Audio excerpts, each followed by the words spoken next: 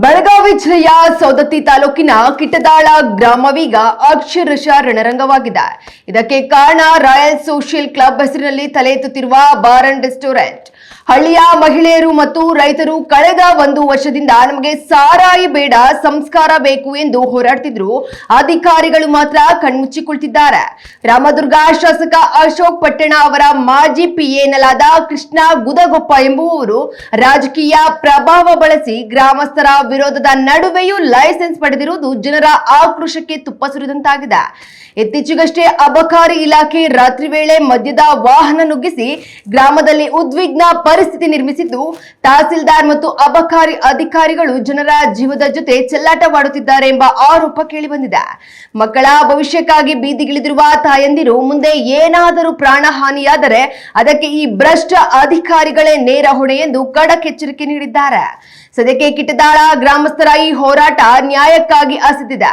ಸರ್ಕಾರ ಇನ್ನಾದರೂ ಎಚ್ಚೆತ್ತು ಈ ಮದ್ಯದ ಹಾವಳಿಗೆ ಬ್ರೇಕ್ ಹಾಕುತ್ತಾ ಎಂದು ಕಾದು ನೋಡಬೇಕಿದೆ.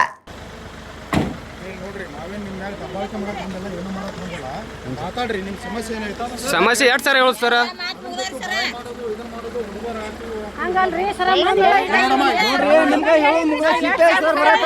ಮಾತಾಡ್ತೀವ ನೀವು ಯಾವಾಗ ಬಂದ್ರು ಕೃಷ್ಣನ್ ಕೆಲಸ ಮಾಡತ್ತೀರಿ ಮಾಡ್ರಿ. 2 ಸಲ ಸರ್ ನೀವು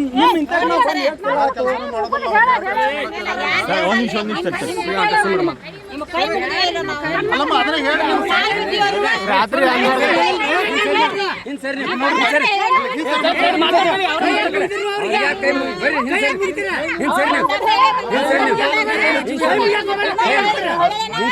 ಒಬ್ರು ಮಾತಾಡ್ರಿ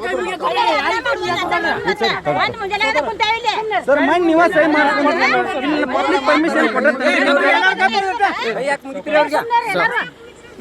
ಮಾತಾಡ್ರಿ ಮಾತಾಡ್ರಿ ಅವ್ರ ಹಸ್ತಾರಂತ ನೀವು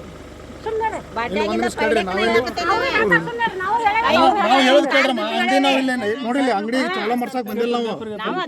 ಈಗ ನಿಮ್ಮ ಸಮಸ್ಯೆ ಏನೈತಲ್ಲ ಅದನ್ನ ಕೇಳ್ತೀವಿ ಸರ್. ಮನೆ ಸಮಸ್ಯೆ ಈಗ ನೋಡ್ರಿ ನಿಮ್ ಸಮಸ್ಯೆ ಕೇಳಿ ರಿಪೋರ್ಟ್ ನಮ್ ಕಡೆ ತಗೊಂಡ್ರಲ್ಲ ಸರ್ ಅವತ್ತು ಕಳಿಸಿದ್ದೀವಿ. ನಮ್ ಕೈಯಾಗ ಅದು ಏನೂ ಇರೋದಿಲ್ಲ. ಎಲ್ಲಿ ಬಂದ್ರಿ ಅದು ಯಾವ ಬೇಕಂತ ಎಲ್ಲಿಂದ ಬಂತು ಸರ್ ಹೇಳ್ರಿ ನೋಡು. ಅದೇ ಈಗ ನಾವು ಸರ್ ಮಾತಾಡ್ರಿ ಅವ್ನ ನಿಂಬಲ್ಲಿ ಮಾತಾಡ್ರಿ ಸರ್. ನಮಸ್ತೆ ಸರ್.